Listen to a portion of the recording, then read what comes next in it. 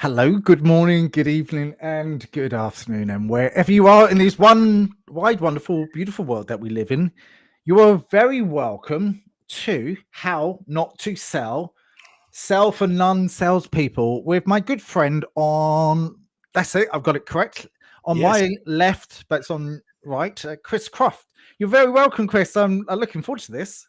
Thank you for having me, Jason. In fact, thank you for having me back because we've done one of these before, didn't we, ages ago on a different subject? We did, and we carried on, and we carried on, and we carried on, and it was lots of really good points. And I think if I remember rightly, you put it onto your whiteboard behind you, and we numbered it, or the key things that salespeople should do, and we numbered it all the way through. But we're actually looking at reverse today because, like you know as well as I do, I've been approached all the time with people selling to you.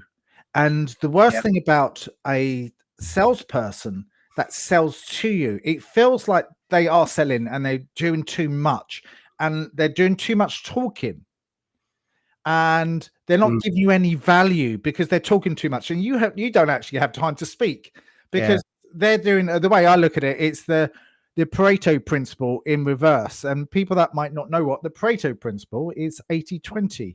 They're doing 80% of the talking and you're doing 20% of either nodding your head Yeah. or doing the interaction. I So remember watching The Apprentice, which is a textbook on how to not do stuff, isn't it? It's always just cringe. And they had to do a sales task, and they just set up on the street corner, and they had a megaphone, and they were just going, "We've got this here, and it's 20% off. Anybody want it? 20% off." And they just talked the whole time. And it was like the worst ever way to sell something. It's just to bang out really loudly at your customers like that. yeah, It's awful. Oh, The Apprentice. and just nothing worse than that. So Yeah. well, let's have a look at some ways to maybe open up a conversation, because Mm, nothing worse than picking up the phone. And like, we all make mistakes sometimes, and like, it's good to listen to things that would make a difference when we start making a conversation. Something like is if someone's speaking to you said, and they're ringing you and go, Chris, I'm so sorry for bothering you. That just makes me laugh. And the reason why it makes me laugh, you're already calling me and you're already mm, bothering me because I'm yeah. actually doing stuff here and you're bothering me. So why take the time and effort with saying you're bothering me when just get over that fact? And you're putting the thought of bother into my mind. Yeah. Yeah, I think words are really important. I think you can almost smell a salesperson by the words they use. So, my two pet hates actually are used cars. They talk about used cars. I would never go, I'm going to go and buy a used car, Jason. We would say a second-hand car, wouldn't we? Yeah. So they always talk about, look at these used car bargains. And then the other one is in store. They have loads of bargains in store. And I never say to the wife, I'm just going to nip into Sainsbury's and see what they've got in store. You'd never say that, would you? No, So you you just want wouldn't. to use the same words as your customer would use and say, in our shop or in this supermarket, we've got some great bargains. But don't Yeah. say in store, because immediately I'm going salesperson and my barriers are up and I don't want to know. Yeah. And you're right. Things like, sorry to bother you, or I'm not trying to sell you anything. And you think, I oh, heard that the other day. I you're a literally had liar that as the well other then. day. Yeah, I know you are. And now you're a liar as well. So I'm Yeah. definitely not going to talk to you. I hate that one. I'm really not. It's just a survey. And you go, it's a survey so that you can sell me. No. In which case, why are you phoning me? Yeah. It's It's just a going to take lie. me a few moments of your time. Well, Mm. probably not the right thing to do. And also, saying it's really cheap. What you're going to get is so cheap. I automatically feel like I'm undervalued already. Yes. Because I want I someone to don't say like. it's really interesting or new or different. And I think you're going to love it. Let me at least show it to you. It won't take long. That's what I like. I can't resist something that's new or different. But yeah, so I think, the thing we worry about is being lied to or misled or sold something that's not what it says it is, or it's not good for us. And so honesty is just hugely important, isn't it? Yeah. So if you just ring someone up and say, this is a cold call, I Yeah. want to show you something brilliant. It'll only take 1 minute. Can I do that? Or do you want to hang up? They're going to think, oh, at last, an honest salesperson. Yeah. So I think it's all about honesty, isn't it? That's the starting point. I think so. Yeah. It's trust and Yes. honesty. So how can we relate a little bit of trust amongst people that it shows them that you go, well, I am a salesperson. We got through that part. Mm. Great. And I will be taking 2 minutes of your time. Something that I like to do and or suggest to people I'm working with is time 2 minutes and say, look, we've had 2 minutes. Mm. Is it okay to carry on? Yes, I Are think you particularly with the colors, if you're talking to a red person, if you Yeah. say it's going to be 2 minutes, after 2 minutes, you can throw me out, or you Yeah. can just hang up or tell me to go and I will. And they love the idea of brilliant. Only 2 minutes till I can throw someone out. And of course, and at the end of the 2 minutes, you go, right, that, and I'll set a timer. And then you say, that is the end of the 2 minutes now. Do you want to throw me out or not? Or do you want another couple of minutes and I can answer questions? And they go, actually, let's just have 2 more minutes. To promise you can throw me out after 2 or 10 or whatever we agree. Yeah. You know, that then the ground rules are set, and that's a promise to them, isn't it? That they like. Yeah, and I think it is a promise, but it's also commitment as well from them. But you're also asking, is it okay? Are we okay to carry on? Yes. And if they say no, well, you know where you stand. And they're not stuck in a tunnel where they can't escape from this person. Yeah. Because you're constantly reviewing. Can I sort of start as well with a definition of sales that I really like, which I made up for a joke once, but I've now decided I really like it. Because there's the 4 colors of people, and for the green people, the cuddly, lovely, nice people, I made up a definition of sales, which is making new friends and helping them. And I made it up as a bit of a joke, but actually, I really do honestly believe now that is what sales is all about. It's making new friends and helping them. And that's you. Some of my customers have become friends. You know, I've even been invited to their weddings and stuff like that sometimes. And you know, if I'm there, we go out for a meal or whatever. And I'm not trying to sell them anything. We've genuinely become friends. Yeah. So it's about getting to know them and finding things in common and all that sort of stuff, making new friends. And then I just think it has to be about helping them. I think when you're talking to somebody, it shouldn't be about, you know, if you go to look at, let's say, a car, a classic sales situation, it should be not about, if you were the car salesperson, it's not about selling them the car. It's about helping them. What sort of car do they want? Can I find the perfect car for this person? And I think it's only a subtle difference, but you should start with the mindset of how am I going to help this person? Can I help this person? And then, of course, you have to listen to them because you have to find out all about them in order to help them. So I think making new friends and helping people is what sales is. And what a great way to spend your career, you know, rather than flogging stuff to people who don't really want it and trying to con them into buying crap or something. It's not that, is it? It's helping them. And that's what good salespeople do, I believe. No, you're absolutely right there, because there is a saying, and I've completely forgotten what it was, but it is about the more friends that you can get, the better it will be, because what you are inadvertently doing is building up a really good relationship. Well, that's what you'd like to be doing on the longer term basis. And if you can do whatever you can, like, you don't want to be forced with it either. You want to make sure that it's natural and you are appealing to their best nature, but you're also empathetic to their needs, because you have to be. When I first started many moons ago in the center of London, I was always told to have 2 ears and 1 mouth and use them. Yeah, I mean, I think it's even more than 2 to 1. I mean, that's a good way to remember it, but it should really be like 90% they're talking. And you should, if you walk away with your voice echoing in your head, you've done it wrong. You've talked too much. I remember several years ago now, my son Miles was thinking of getting a 2 Series BMW, which is quite it's a lovely car, a nice thing. Yeah, it is. And he discovered that you could do monthly hire and get one for 300 quid a month. And he was like, oh my God, let's go and look at one right now. So we went to the BMW dealership and went over to the 2 Series, and we were looking at it. And this guy came up, a sales guy, and we said, tell us all about this car. Like, you know, can you get a 4-door version and what size engine and da-da-da. And he was happily telling us all about the car. And he was quite knowledgeable and quite enthusiastic. So that's two good things. Telling us all about the car and how it's just out and it does all this. And we, after sort of like 5 or 10 minutes of chatting about the car, we said, that's brilliant. Thanks very much. So that's everything we need to know. Thanks a lot. Bye. And we left. And as we walked out, I sort of said to Miles, and Miles is really into sales as well. Yeah. How good was the guy? And we liked the guy. Yeah. And he was enthusiastic and knowledgeable, but he didn't even find out which of us was thinking of buying it. Was it me or was it Miles? And he didn't realize that at the time Miles was living in London. He didn't find that out. He didn't ask whether we were going to hire it or buy it. There was nothing, and he didn't say, would you like a test drive? But the main thing was he didn't find out about us. He didn't say, so who's it for? What sort of thing are you going to use it for, et cetera, et cetera. And so we just slipped through his fingers, and we were quite keen buyers. If he'd found out it was Miles in London, he'd have said, I'll arrange a test drive from your local showroom, which is here. The guy will phone you tomorrow. I reckon he might have bought it. As it was, he ended up getting something else.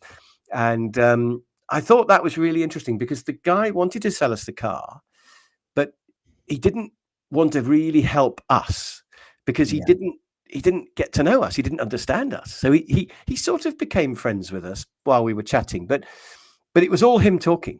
I mean, we asked a few questions and he did all the talking, and he thought his purpose was to be an information provider, which it partly was, but he should then have said, well, but tell me more about it, because this might not even be the right car for you. Maybe you want a 3 Series or an estate or whatever. So you tell me more about what you're looking for. And he didn't do any of that. So, so that's the thing. Didn't find out, not enough questioning.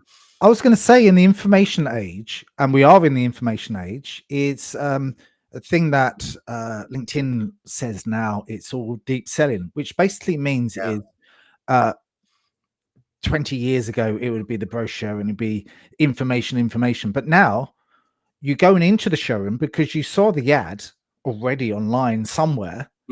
Or you got recommended by someone to go to that place, or because I had it in my mind, BMW, and I'm looking at a few showrooms. So I'm already in the halfway up the buyer mentality because I'm in the market already, and I'm going to view and seeing you. I've done a little bit of due diligence and research already. Yeah. So once I'm coming into you, I should be a captured audience. Okay? Yeah. He should have said, when do you want it? Yeah. Do you want it next week? Or we can, if you order it now, we can get you one in April. What do you think? Or what sort of color are you thinking of? That sort of like closed type question, but he didn't do any of that. He just told us about the car and like, there you are. And I was thinking I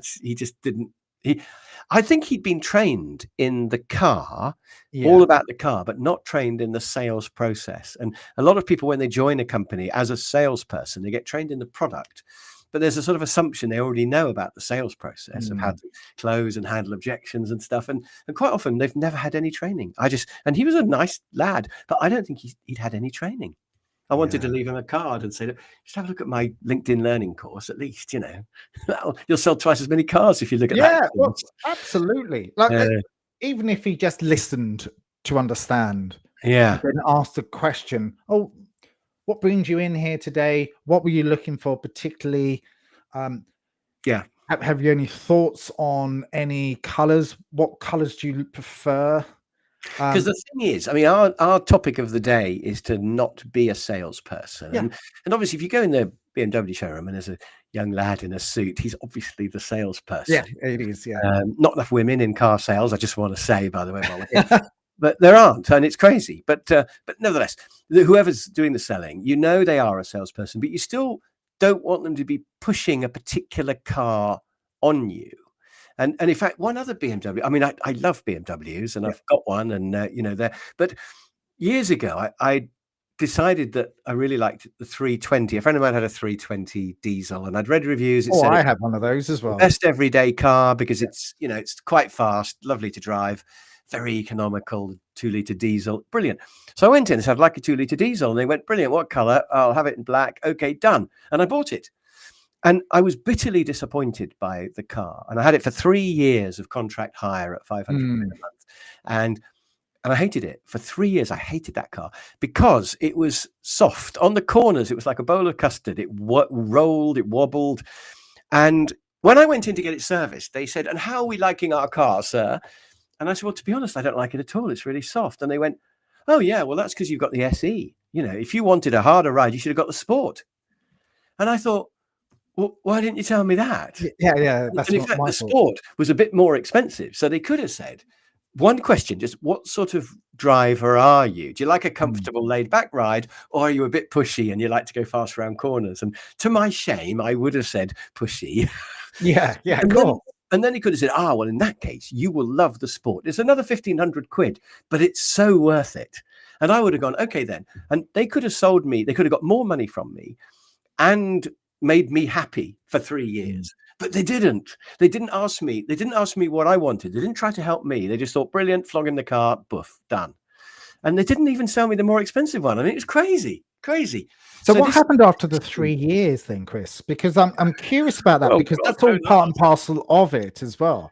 Well, I decided I was earning a bit more money by the end of the 3 years, actually. And I decided to get a 330 diesel because the 320 was a bit slow. I thought I'll get a 330 and I'll get it with a sporty suspension. I'll get all the business. So I went in and said, I want to test drive a 330. And I turned up in my 320. So I'm like, the perfect customer for a 330, aren't I? Mm-hmm. And the guy said, he said, I don't know. It's going to be hard to get one for a test drive. They're really hard to get. And I said, well, I really would like to test drive one. And he said, well, how much can you afford a month? And I said, well, I don't know, maybe 500 or 600 quid. And he went, oh, well, you can't afford one then. And that was it. And I actually could have afforded one, because if I'd driven it and fallen in love with it, I probably would have paid 700 a month. But also that was only my opening offer that I mentioned to him. I wasn't going to tell him my maximum straight away. So I would have paid more, but he just said, oh no, you can't afford it. And he was looking for a reason to not sell me it. So I just said, oh, okay then. So I walked out, went to the Audi showroom, which was just down the road, saw an A5, fell in love with it, bought it there and then. So the answer is they didn't sell me another BMW, and I drove an A5, and then I had another A5 after that. So for 6 years, I was driving A5s. I even rang up the managing director of the local dealership and said, I want to tell you why I'm driving an A5. Yeah. And he went, oh, go on then. And I told him the story, and he went, who was it? Which salesman was it? And I'm thinking, well, that's not relevant, really. The point is, you're not training your staff, and your systems aren't right. And he was really sort of rude and aggressive, the top guy. I think they got someone different now, but it was, I thought that his stamp was all the way down through the structure of the place. So it was really sad, because beautiful cars, and they were just falling at the final hurdle of selling them to me. Yeah. And so they weren't even being salespeople, let alone nice salespeople. But it constantly amazes me as well that I have a 3-year contract hire thing on my car, and you'd think after 2.5 years they'd contact you saying it's going to run out in 6 months. Yeah. Would you like to come in and drive the new one? It's really good. It's even better, or we'll bring it around to your house even. But no, there's nothing. They don't contact you.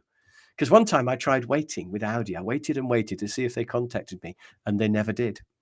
So do you think that's a lot to do with people are scared to call because they're too afraid of the no? But then if they do get that, maybe they're not asking the right questions, because they go in their heads, oh, I'm the expert, I know what you want. And they sometimes imagine a crystal ball in your head, their head, and they go, well, I think you should be having this. So go, well, yeah, asking you, because that happened to my wife recently. Exactly the same with the car situation. We went over to the car and she visited the tree. She's very good and she's very due diligent.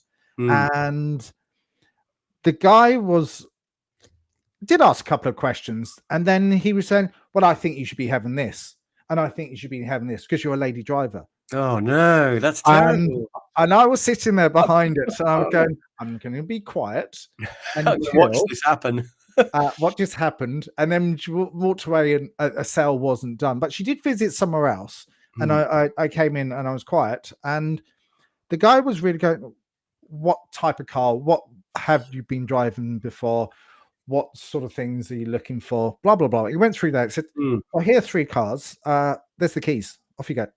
And just left me to Ah, it. well, And I that's went, well. I think some salespeople believe you can lead, and maybe some people do need to be led. And you need to yeah, say, well, because sometimes, like for example, I get people saying, "We want to know all about project management. Can you come and do a 1 hour talk?" And I say, well, I could do that, but a day would be a lot better. But the yeah, thing is, so I want to lead them into doing it properly. yeah, But the thing is, you don't want to say, well, that's a stupid idea. And anybody who thinks they can learn about project management in an hour is an idiot. You don't want to say that. yeah, So how do you politely, and I think, I usually say I could do an hour and it'll be really interesting. Um, uh, Customers often find that when I do an hour, they say, that's really good. Can you come back and do a day? And mm, it might be better just to do a day or half a day. If you like, I could show you the pros and cons of both. And they go, yeah, show me the pros. And then I say, well, these are all the extra things we would do. And they go, oh, that sounds good. Yeah, let's do that. So I think you can lead people by questioning. And, rather than saying, oh, no, you don't want the 3 liter, it'll be too mm, powerful for you. You could say, your options are the 2 liter and the 3 liter. And the 3 liters a bit of a handful. The 2 liters are nice soft drive. Depends what you want, really. What do you think? And I think, you can lead people by questions rather than you should give up smoking. You could yeah, say to somebody, have you ever thought about giving up?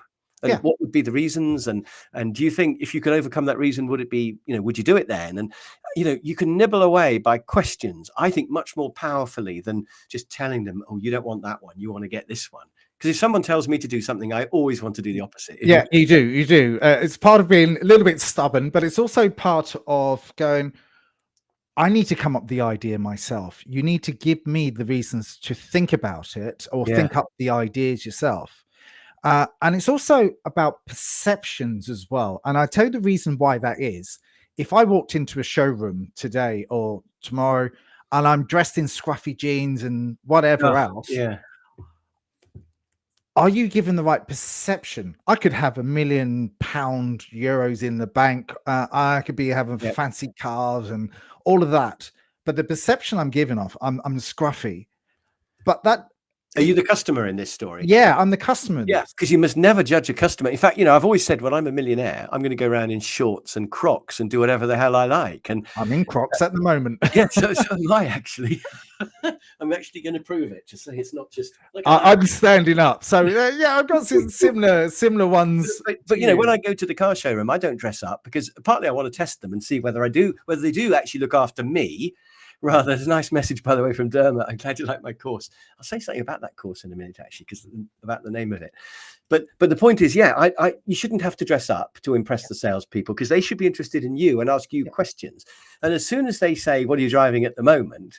and you say, it's an Audi e-tron GT, they'll be thinking, blimey, that's 100 grand's worth of car. This person, he's in Crocs, but I'm going to have to listen to him. So, if they ask, they don't have to ask many questions to work out, do they? Really? But of course, it's a bit asymmetrical because the salesperson should look smart, I think, to show respect to you. Because if they're scruffy, they're saying, I'm not going to make an effort because I don't really care. And so I think that it's a bit asymmetric there. Although I don't know about wearing ties, I'm not sure. I'm not a tie person myself. I've gone with the tie many years ago. I like to look smart, casual, presentable. But what about a car showroom, say? I mean, should the salesperson car showrooms, I think that if you're going into a business like car sales, I also think accountants and solicitors are salespeople as well.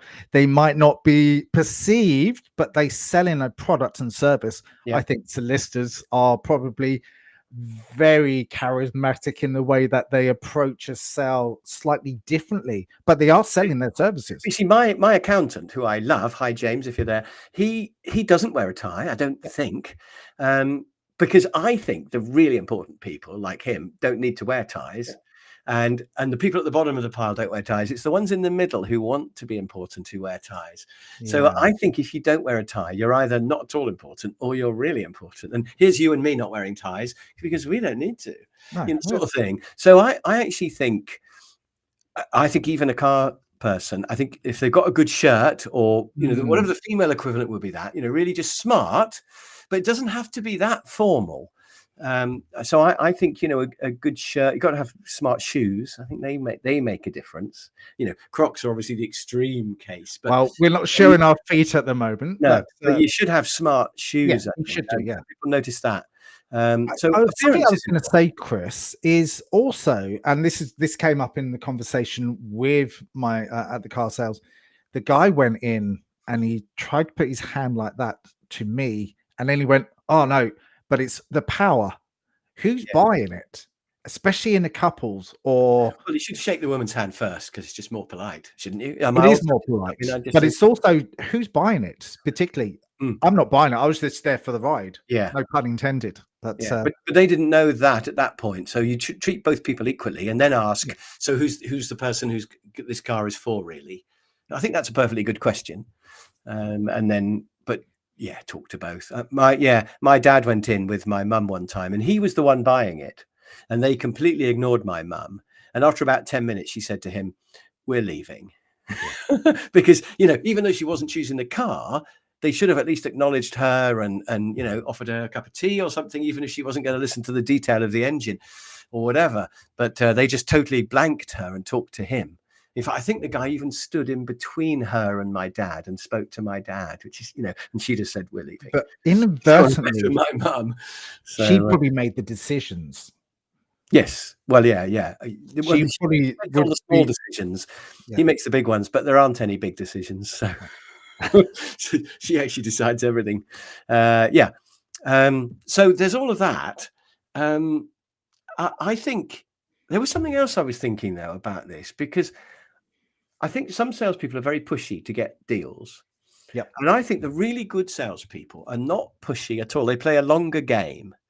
And they become your friend and they say, "Well, you know, I can help you with this if you want, but if not, it's fine." Because they know that even if I go and buy an Audi, I'll be back to BMW in 3 years' time or whatever.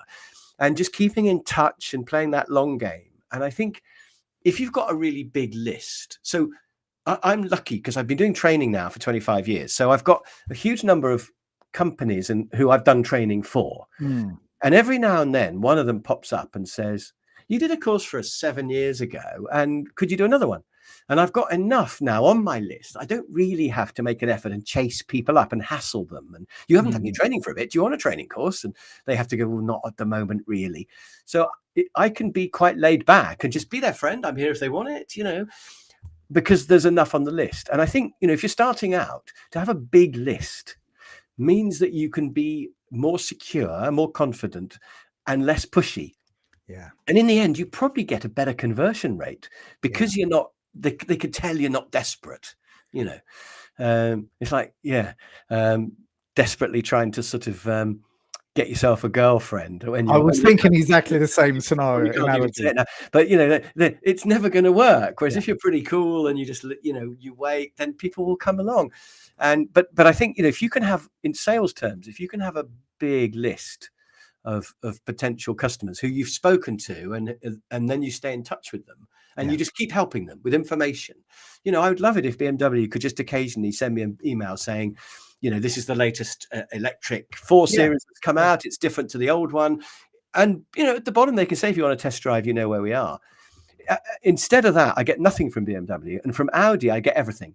So I get, you know, the latest crappy little sort of tiny car that there's no way I'm ever going to buy. And I'm thinking, do you not have any, is there no refinement on their list of this type of customer and this type of customer? You know, they ought to know what kind of cars I'm interested in, and then email me only those. But they don't do that. They just send me utter junk. So, which also makes me feel unimportant, because I feel they don't really know who I am at all. Even though I've bought about 5 cars from them over the years, I'm still just, who's he? So it'd be really nice to be made to feel important, at least if they could just send me stuff that's relevant to me. Yeah. And it's easy enough to do as well. They have, most people have computers, sophisticated lists, easily. and you can, you know, when you last bought, and 6 months beforehand, you can just go, "Oh, by the way, we've released the latest blah, blah, blah with electric and plug-in, and it will save you, and it's economy. Look, I'll speak to you when you're ready." They've only got to look at my buying history to put me into a category. And they could send me 1 in 10 of the others saying, you know, as well as your other car, if you wanted to get a little one for any reason, we have got this. They could do that every now and then, but don't endlessly send me stuff that there's no way I'm going to buy it. Things that look like a Qashqai. I don't want one. I don't want one of those. So, or even if I could click at the bottom and say, I'm not interested in this type of car, then I wouldn't get that next time. If they thought about it for a minute, they could have a system. So I think a part of it is about treating people as if they're important. And they often don't do that. They just try to flog everything to everybody, which seems like a scattergun approach rather than a strategic approach. Going, yeah, well, I think this would suit you more, and this is you're going to be shown more of this. But how are we getting on? I mean, the other thing is the good old types of people approach, because I'm quite a red person in terms of I just want a short thing that says this is out. These are the 3 things that are different to the previous model. Test drive if you want. I don't want to have a huge list of the spec that I got to go through and work out what's changed. Whereas the blue analytical person, they want to know everything about it, all the details, and they can download a brochure and all that. But I'm never going to read that. I just want to know 3 bullet points, boof. And then you've got the enthusiast who they want to see sexy pictures. Test drive, made me feel, come round on Thursday and we'll there's a free glass of champagne or something. That's what they want. So I don't care about the champagne. I just want to know about the car and buy it in the most efficient way. And then the amiable wants to be their friend. They want you to really know all about them, how the kids. And somebody told me that if you buy a Toyota, they'll deliver it to their house and they'll get chatting and they'll notice things like you've got a daughter who's 14. They'll make a note that in 3 years' time, when she's 17, they'll say, I noticed little Jasonia is now 17. And, maybe she'd be interested in her first car. We've got new and we've got secondhand Micras or whatever the equivalent would be. Would you like us to bring one round for Jasonia to have a go in? And so they actually get right into the family, which verging on creepy, but brilliant as well. It works so well because you're respecting the client because you understand them. Yes. And especially if you drive around in the car. But I know some dealerships from my experience will respect you because they're family run businesses, but they own the brand or they own the dealership. Yeah. But they're very, very well respected in the area. Something that I was looking at a while back is how do we buy?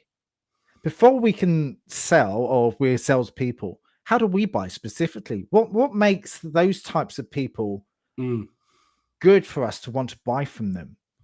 And I've done this study again and again and again. It's just interesting to see what comes back.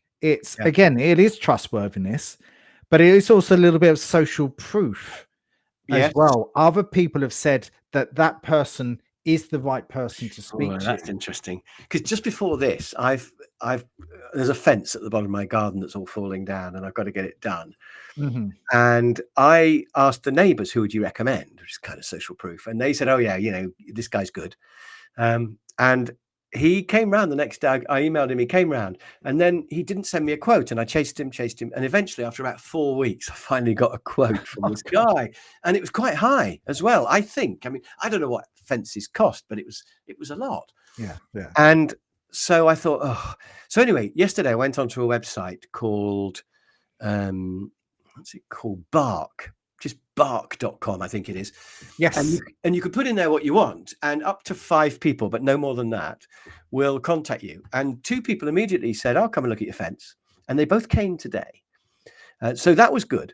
One of them said, I'll come round this afternoon. And the other people didn't reply, but they just turned up. So already I know who I prefer. Yeah. And so I'm looking at my fence buying behavior. And I think what I want is for somebody who replies really quickly and then communicates well and says that they're going to come. And now I'm going to wait for the 2 quotes, but probably only one of them will get around to quoting. And I don't know, I'd be interested to see if they do both quote. Yeah. I think they're both going to be cheaper than the guy who took ages. But if they're both more expensive than the guy who took ages, I have a bit of a dilemma because I really don't want to give it to the guy who took ages, because I don't really believe he's going to do the job. He had all these excuses even before the quote of he was ill, etc. And the job itself, it's just never going to be left half finished, etc. I can just see it now. So as a red person, what I want is efficiency and speed. Yeah. Just tell me what's going on. I'm coming at 2 o'clock and be there at 2. That's all I want. But I guess probably blue people will want loads of detail. Yellow people want the person to be a total laugh. And I actually did have a bit of a laugh with one of the guys. The other bloke was very serious. And the yellow in me made me prefer the guy who was fun. And then I don't know how does a green person buy a new fence? I think they probably just want someone really nice, don't they? They're the sociable aspects of Yeah. people. One of the guys admired the size of my garden, but they didn't sort of comment at all about it. And they didn't go, "Oh, is that an Acer there? Oh, that's really nice. Oh, yeah." So whereas, like chatting me up like that, they obviously knew. Perhaps they could tell there was no point. But I think probably, admiring the dog, wanting to stroke the dog or something. I don't know. Maybe that would have worked more on my wife. She'd have said, "Oh, he was really nice. We should get him." So I think reading the type of person and adapting to the type of person is really important. And how they like to be communicated to as well. Yes. Because I think that's really important. Someone told me that ages ago. Said, "Well, how would you like to be communicated to?" Yes, because I don't like being phoned up. No. I want an email or a text. Yeah. Well, it would be WhatsApp now, wouldn't it? I don't want a phone call. I don't know why. I don't really like phone calls. And some people like Zoom. Some people like to have a chat over Zoom. Where some people like me, who are sort of actually quite miserable behind their facade. I just want to have an email saying I'm coming at 2 to look at your fence, and I just want another email saying it'll cost this much. That's all I want. Yep. Straight to the point. No messing around. So I'm pretty much like that as well. I like a little bit of detail, but I like to go straight to the point. I don't like decision-making fatigue. If there's too much in it and there's too many choices in there, my brain just goes into override. And it's even shopping. I get decision-making fatigue. I just want to be in and out, done, and know that I've done the job and I've ticked it. But that's how I would work, and that's how I make decisions. But I might not make quick decisions on everything. But the things that I really like, and I go, I need that. I'm going to get that now. Yeah, we had our bathroom refurbished, and the guy was going, "What sort of tiles do you want?" And he, and there were just a million choices. And I was thinking, "Oh God, I don't know. I can't really imagine the tiles, and what will they, and how much are they?" And in the end, the first tile place we went to, I saw one I liked. I said, "I really like that. Let's just get that." And that was my decision process. But I think, a blue person's going to want to look at loads of options and research, where are they made by child labor, and how long do they last, and all, they want to really get into it. Whereas I just thought those look good. Let's get them. Yeah. And they were they weren't the cheapest, but they weren't the most expensive either. And I thought, perfect. But there's value to you as well. That it probably just gave you a little bit of value as opposed to going, well, these are cheap. Oh, I just got another person saying about the colors as well, and I'm going to put this up. Yeah, right now. well, the colors, the colors are no one knows where they come from. The four types of people: red, blue, yellow, and green. There's a company called Insights, who are the main people who will come and test you for quite a lot of money, but they give you a really good report. So there's Insights. They actually go all the way back to Carl Jung, some people say. So no one really owns the 4 colors. I've made a course on influencing where I talk a lot about the 4 colors. There is a friend of mine called Andy Edwards, who on his website, if you just Google Andy Edwards speaker, you can do a little questionnaire and find out which of the 4 colors you are. So that's good. And he'll send you a report and stuff like that. He'll probably try to sell you something as well. But probably. But check out Andy Edwards. He'll tell you which of the 4 colors you are. I think it's a simplified version of Myers-Briggs. And also DISC as well. DISC is also the quadrant. Yeah, because D is dominant, and that's red. I is influency, sort of, I think, which is the equivalent to the yellow. It's enthusiast. And then the S and C, are they social and compliant or something like that? But it is fairly similar, because I done something quite similar to this. And it goes back to Carl Jung. Yeah, it does go back to Carl Jung. But the big thing about it that I love is this idea of adapting to the other person, not just saying, well, I'm me, but actually making a real effort to give them more detail if they're blue, and sit and have a lovely chat with them if they're green, and ask them about their family, even though if you're red, you don't really care. And if you're a yellow, go out and have a drink, have a meal with them, have a laugh, tell them some stories of amazing successes and amazing disasters of people who didn't buy your product or whatever, you know, and be motivational. And I think adapting to the type of person is really important. And salespeople who go, well, that's just how I am, they're only going to sell successfully to a quarter of their customers. And you can't assume that everyone who buys a Lamborghini is going to be a red thrusting pushy, because you can get enthusiasts who've made a load of money. You can get blue people who, you know, maybe they've made the money through software or something like that. And like the Richard Bransons of this world. Yeah. And even green people can, you know, make enough money to buy a Lambo. Not that that's should be an aspiration in life, of course, really, but you absolutely can't assume that you need a certain. I mean, I think people tend to think salespeople should be yellow. They should be enthusiasts. But that's not. Yeah, that's not right, is it? No, from research, the more analytical thinkers, the people that do less speaking, that are not outrageous and this and because that's the impression that salespeople of that. You want good listeners, and green people are good listeners, and blue people are quite good listeners, whereas yellow people are terrible listeners. You know, they're good talkers. So yeah, if you're yellow and red like me, you want to be doing training where you can just talk all day. But when you're selling, you've got to go quiet and become a listener, and that's hard. But that's probably rule number one of all this, I think, isn't it? Be a great listener. That's rule number one of selling. By the way, the Enneagram was mentioned. I don't get the Enneagram. I can't, the way the arrows go round like that doesn't seem to make any sense. What's next to what doesn't make any sense. I can't see the structure behind the 9 types. So it doesn't work for me personally. Sorry if you love it. At least the 4, it's based on a 2x2 matrix of you know, facts and feelings, introvert, extrovert, which are definitely factors. And so it is complete, at least. I think to keep it and Myers-Briggs, you know, does make a certain amount of sense, doesn't it? Even though it's not based on research, Myers-Briggs, did you know?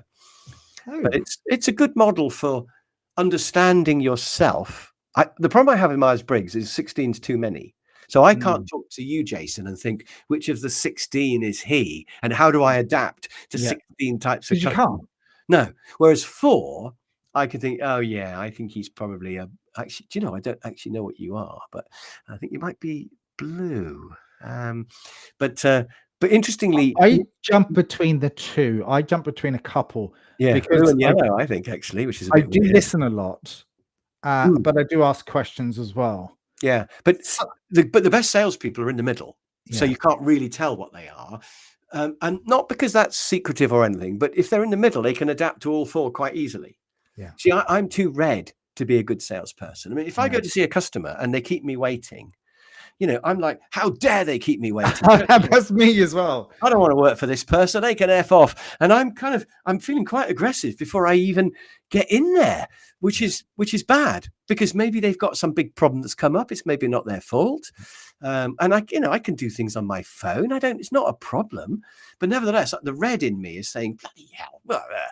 And so, you know, I've red people struggle to be good salespeople. I mean, they're quite good at selling to other reds, but really, you know, I know I'm not temperamentally suited, whereas my son Miles is much more green, and so everybody likes him. He's incredibly nice, and that's a good way to sell. You know, he's everybody's friend, and that you don't have to be pushy to sell. You've got to be everybody's friend. You just got to be adaptable.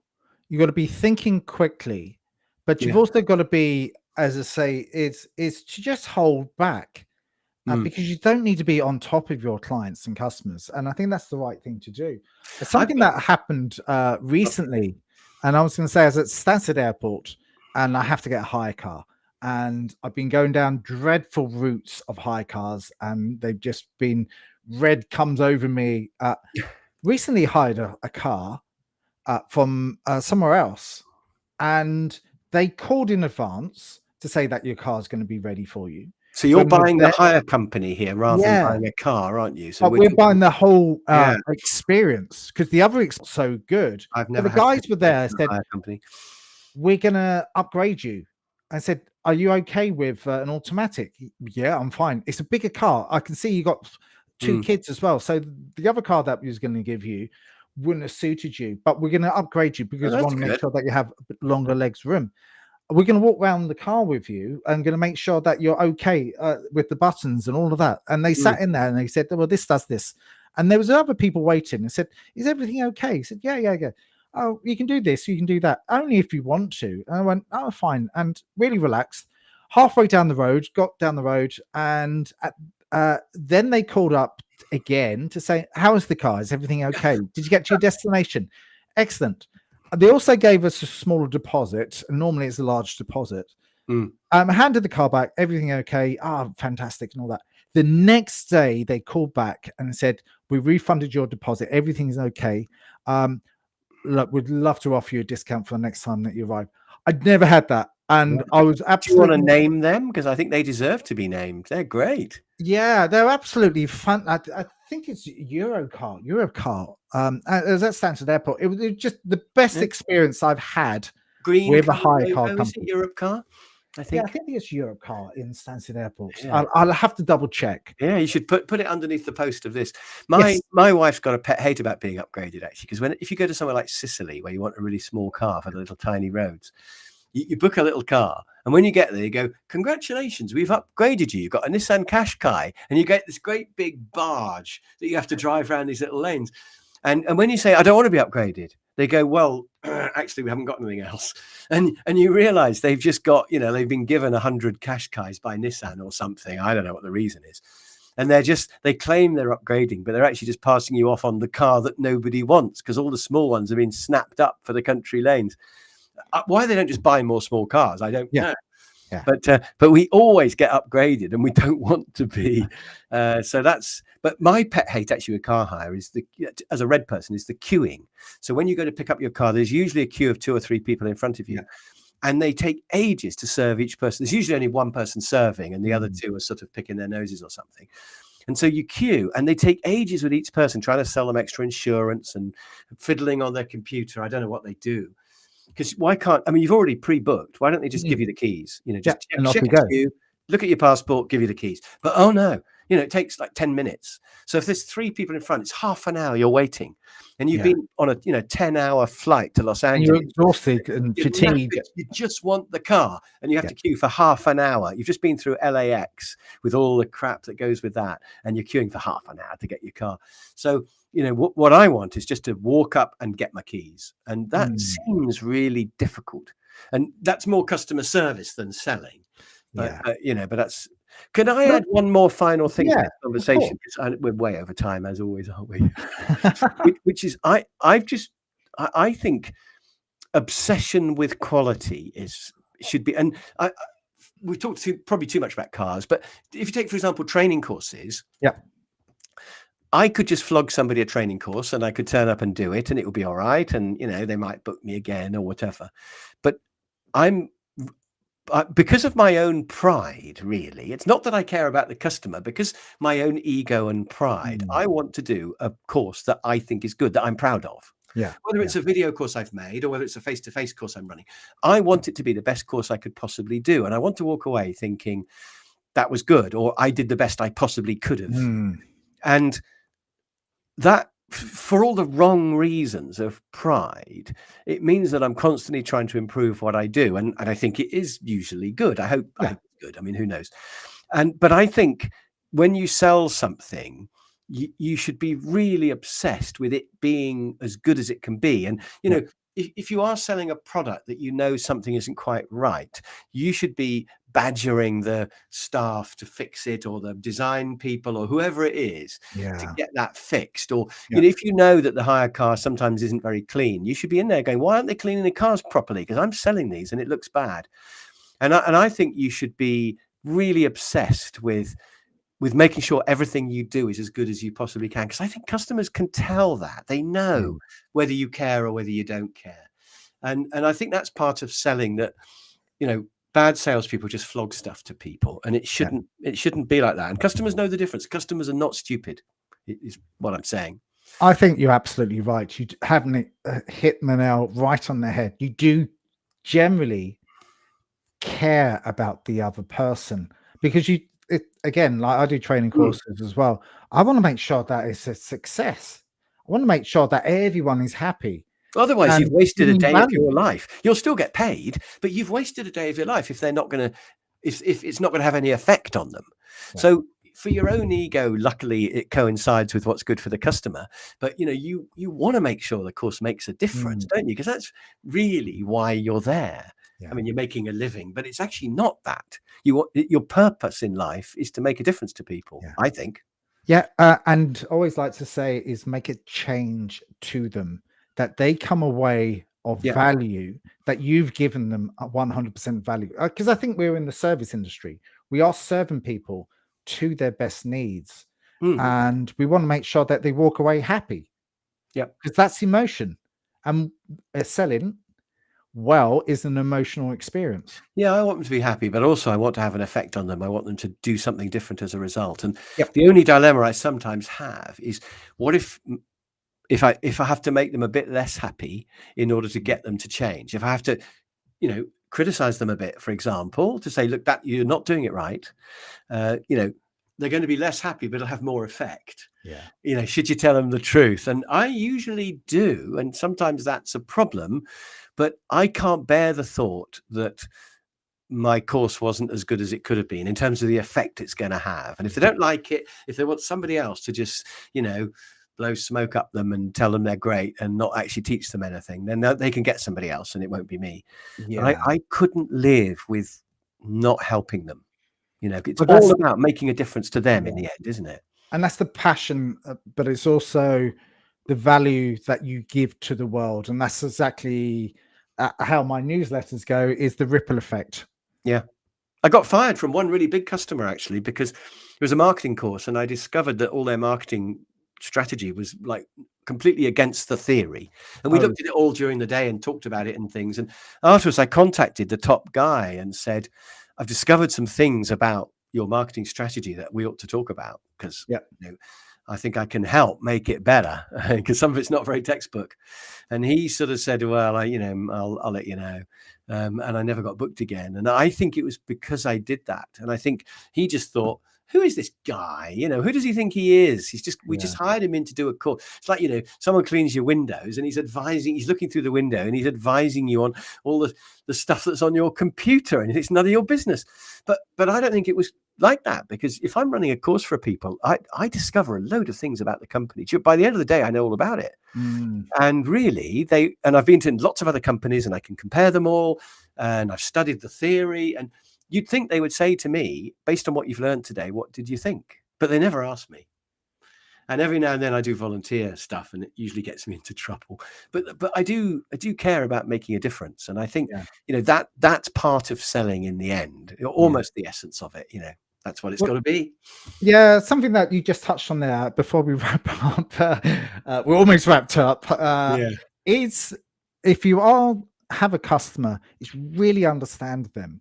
Meaning, like for us, for me, I just get obsessed by really understanding them. I do cold calls into the company. I ring them up. I do trying to understand their methodology as much as I can, because they're paying me to understand their business. Yes. And that speaks volumes when you're actually working with them after, during, and afterwards. Oh God, can I say something about that? Because I quite often get inquiries saying, could you do some training for us? And the first thing I do is I go on their website. Yep. And I would say that with 50% of the websites I look at, I don't understand what they do. I go to the homepage, about us, our products and services, and they sort of advise on environmental consultancy, or it's communications infrastructure, or and I just think, no, I don't understand what you do. Do you build the masts? Do you repair them? Do you run the masts? Do you just put in English what you do? And God, people's websites, they obviously don't test them and say to people, what do you understand this? What do you think we do? And in their own industry, I guess they know, and maybe that's who they're selling to. I mean, I don't know, but I just think a good website, you'd understand it. So you're right. You then have to have a conversation with them where you say, so tell me more about what you do. Talking about websites, there we go. Chris Croft. It says what I do. I don't know. But yeah. So, but you've got to understand them, haven't you, to be able to really help them. Totally. Yeah. Yeah, absolutely. Yes, there's my website if anyone wants to go, or just follow me on LinkedIn. I post things every day on LinkedIn. I read somewhere that you mustn't post more than once a day because then it reduces the number of views you get. Yeah. I've got a queue of about 30 things I want to post queued up for the next month. So I've got plenty to put on. So just go to LinkedIn, it's free, and follow me on there, and you'll be able to see what's going on inside my crazy head. And Jason, what is your website? Mine is here we go. But again, LinkedIn is the best way to get hold of me. Yeah, LinkedIn. All you have to do is just type in Jason Cooper. I am not the drummer from The Cure. Apparently, there's another Jason Cooper. They've got a very good new album out. It's very good. So Jason Cooper IO, you are. Yeah, I did the IO. There wasn't a .com, that had gone. Yeah. And I have the .ie as well because it's in Ireland. Yeah. But jasoncooper.io is the easiest way to get hold of me. Yeah. Jason Cooper in out. Yes. Well, thank you again, Chris. You've been phenomenal as usual. Yeah, it's great talking to you, Jason. It's been really fun. I hope people have learned stuff. It's been useful. I mean, I don't know, but it's always good chatting. Yeah, it's a pleasure. It's a pleasure. We'll do it again. Take care.